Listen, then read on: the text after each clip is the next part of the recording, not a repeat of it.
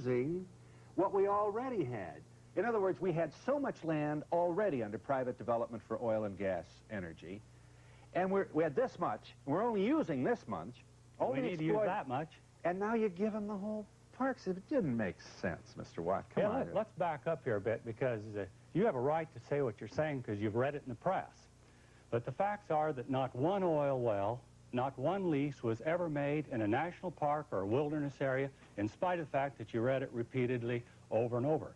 The facts are not one lease or well was drilled in a park or wilderness area during my predecessor's time or my time or in the successor's time, because it's just not desirable or legal. Did anybody go in sideways? You know, they were doing that, weren't they? Start from the outside and go in underneath. Boy, you were sneaky to watch these. In New Mexico, we did one well, and we slant drilled. They were outside the boundaries there, and they came drilling in, snaking that old noodle right down in there, and hopefully found oil, so we don't have to be so dependent upon those Persian Gulf states. I don't want to have America in a hostage situation to the Arabs surrounding the Persian Gulf. So we ought to define what we have.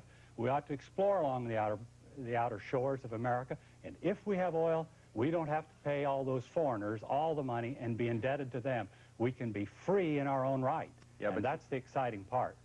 But that's a banner you're waving about on top of an old crisis. I mean, you'll certainly give us that. It is an old crisis, and it continues today. There's a world oil glut, but we've got to be prepared. Now, the leases that we made won't benefit these consumers for 10 or 15 years, because it takes that long to bring them on. Yeah, but it does make more than a few people nervous to recognize that what you've done is hand over the rights to exploration in an age of when we see bird life being lifted from oil spills in the, you know, there's awful, you can't go swimming in the, and these guys, private guys. Where do the oil spills come from? Tankers. The safest way to bring petroleum products to the consumer of America is through the drilling programs, not through importing this Arabian oil across the oceans and putting it on our shores. So we need to take care of America. We ought to put America first. We ought to let the President and Congress and the people decide what America should do at the time of a crisis, not surrender these public lands to private developers for the next 20 years